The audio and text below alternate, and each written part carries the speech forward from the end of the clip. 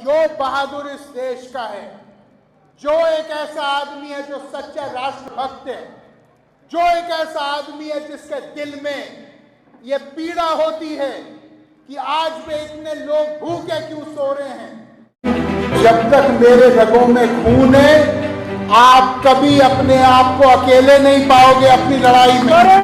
देश व प्रदेश की राजनीति सियासत की वह धुरी है वरुण गांधी, जो किसी के परिचय के मोहताज नहीं है।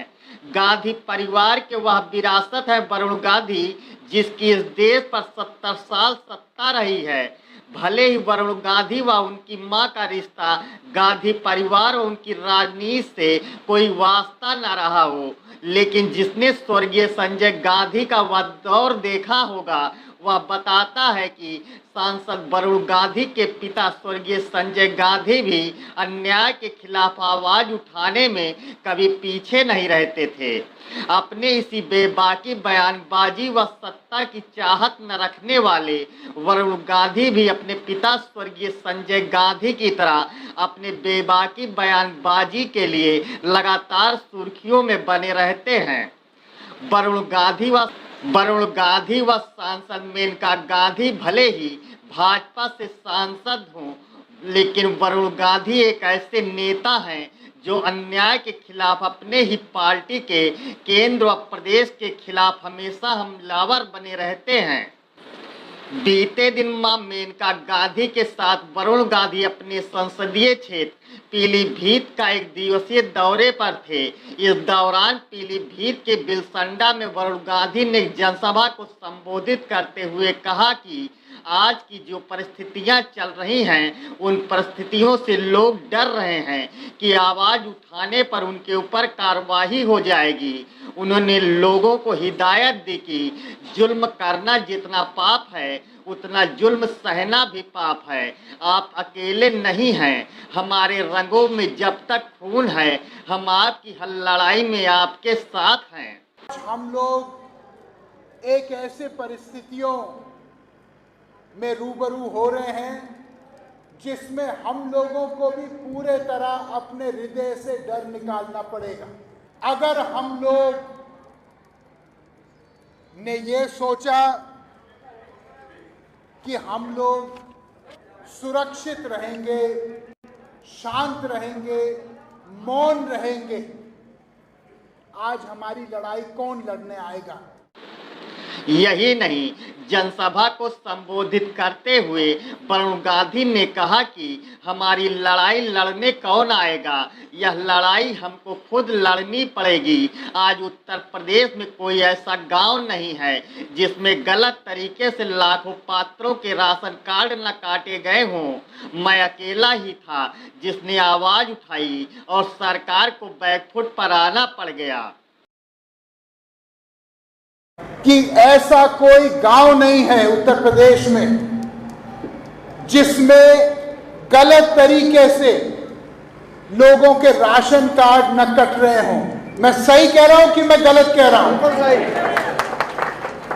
85 लाखों लोगों के, पात्र लोगों के राशन कार्ड कट चुके हैं। आपने देखा, मैं अकेला व्यक्ति था जिसने आवाज उठाई एक हफ्ते पहले, और अगले दिन उत्तर प्रदेश सरकार को कहना पड़ा कि नहीं भैया, हम प्रक्रिया नहीं बदलेंगे, वे जैसे थी वैसे ही रहेगी।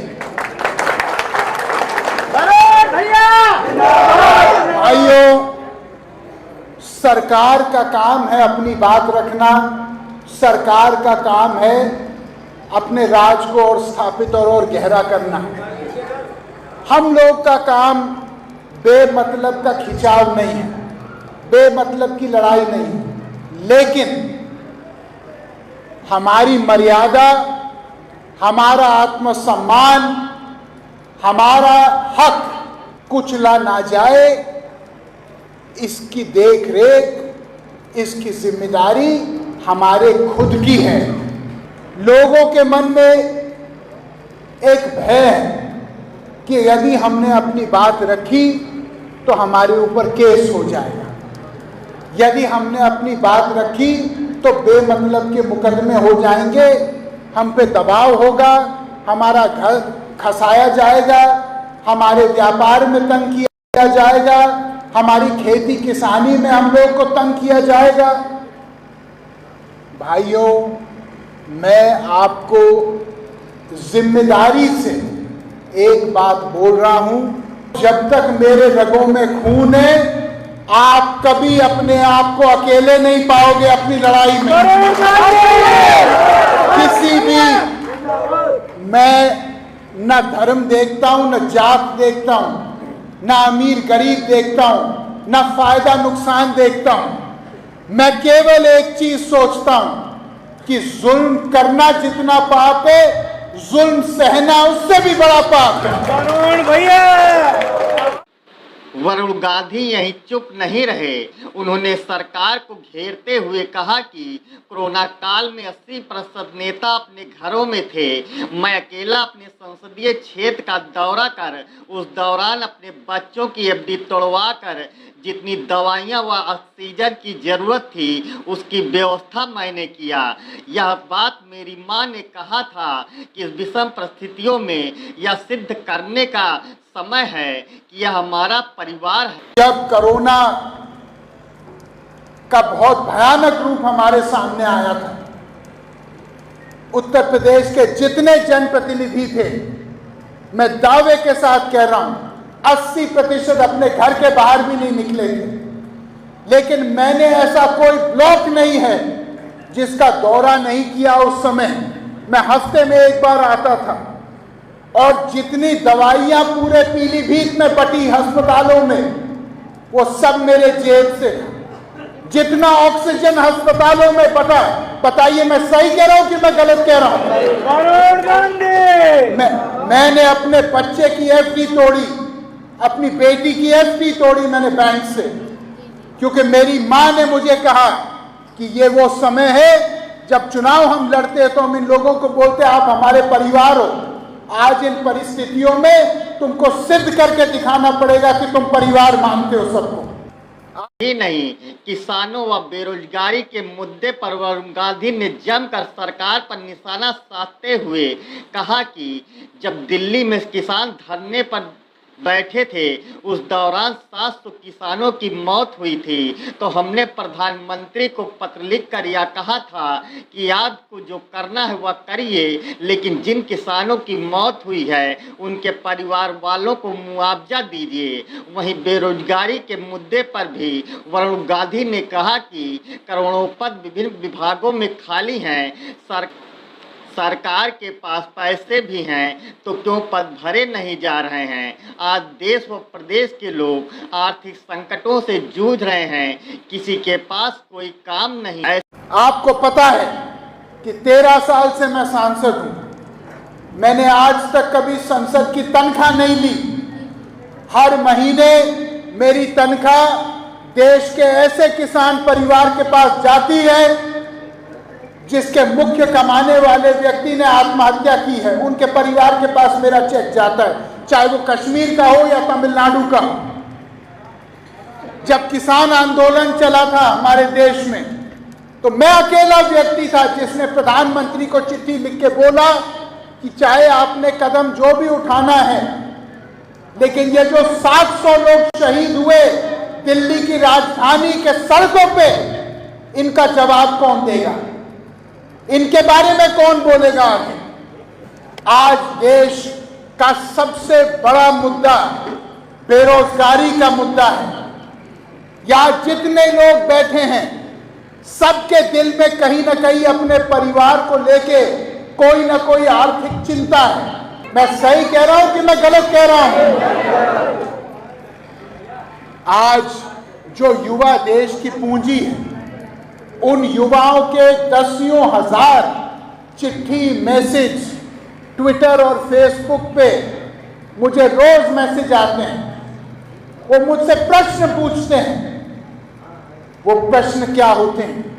वो कहते हैं उत्तर प्रदेश में और पूरे देश को मिला के 26 एग्जाम पेपर लीक हुए हैं, पिछले 1 साल में आउट हुए हैं।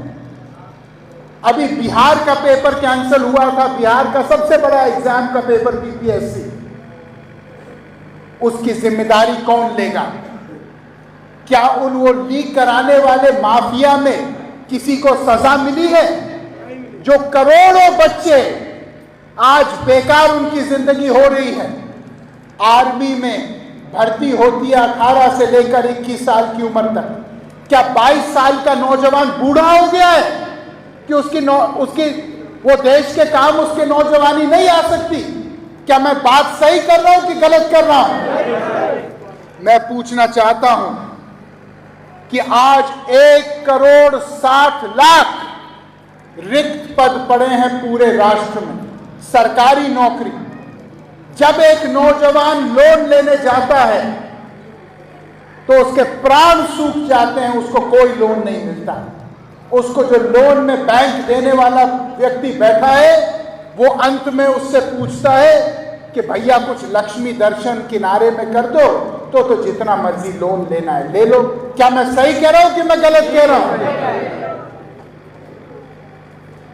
उद्योगपतियों को 90% पैसा लोन का मिलता है, जिनकी सालाना कमाई हजारों करोड़ है, और एक आम आदमी के बेटे को 1 रुपए का लोन नहीं मिलता। अब जब लोन भी नहीं मिलेगा, अपने व्यापार, अपने किसानी में निवेश करने के लिए रुपए नहीं मिलेंगे, और सरकारी नौकरी भी नहीं मिलेगी, तो नौजवान बिलसंडा का, शाहजहांपुर का, पीलीभीत का कहां जाएगा नौकरी ढूंढने? कैसे अपने पालन पोषण करेगा? यह असली राजनीति है इस देश की। आज आप सोचिए कि हमारे देश में, हमारे उत्तर प्रदेश में अभी बजट हुआ, उसमें क्या कहा गया कि 12 लाख सरकारी पद हैं नौकरियों के। उसी बजट में यह कहा गया कि 5 लाख पद रिक्त पड़े हैं, खाली पड़े हैं।